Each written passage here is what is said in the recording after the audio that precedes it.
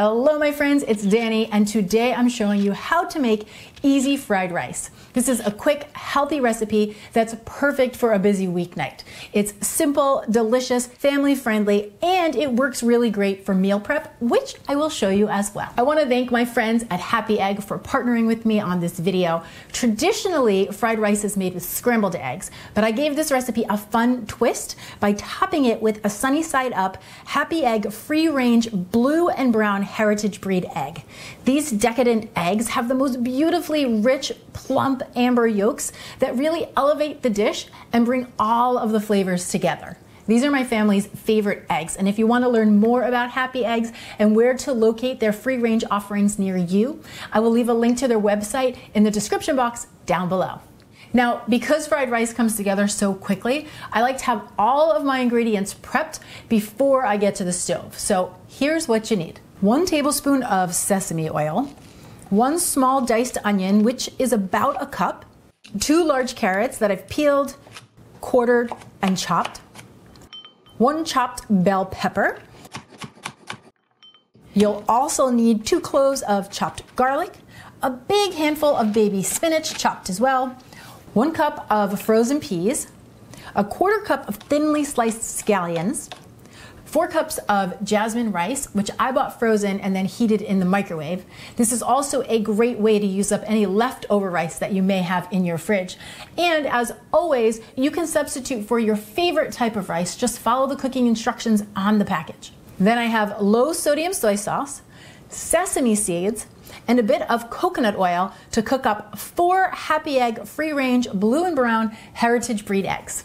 To make the fried rice, I have a large nonstick skillet heating over a medium heat, and to that I'm adding the toasted sesame oil. Toasted sesame oil has a deep, nutty taste, and it adds so much depth and flavor to the rice. So you really don't want to skip it. It's so good.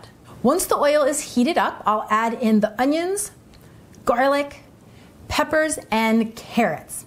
Let that cook for about 5 minutes. I'm looking to get the raw veggies tender and for my onions to become translucent.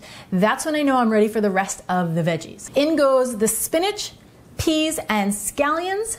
Toss that all together and let it cook for another couple of minutes. The beauty of this recipe is that you can truly use whatever veggies you have on hand. So think of this as your blueprint. Once all of the veggies have softened but still have their bright, beautiful color, I'll add in the jasmine rice, a 1/4 cup of low sodium soy sauce. If you're gluten-free, you could sub in some tamari or some liquid aminos, and then a sprinkle of sesame seeds right over the top. Gently stir this all together and let it cook for a couple more minutes until everything has heated through. Now, if I were making this recipe as part of my meal prep, I would let the rice cool down a bit, and then I would store it in 4 separate airtight containers in the fridge, so they're ready to grab for an easy desk lunch or as a quick dinner option. When I'm ready to enjoy them, I heat the rice up in a skillet or in the microwave and then serve with an egg right over the top, which I'm about to show you. Heat a small nonstick pan over a low heat.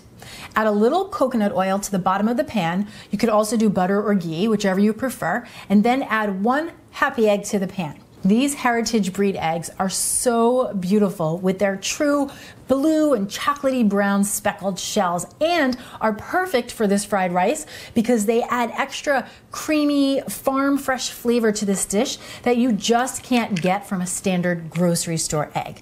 I mean, look at that rich amber colored yolk. That, my friends, is evidence of a good, high quality egg. Once I see the whites start to set up, I add a splash of water to the pan and pop a lid on for about 30 seconds.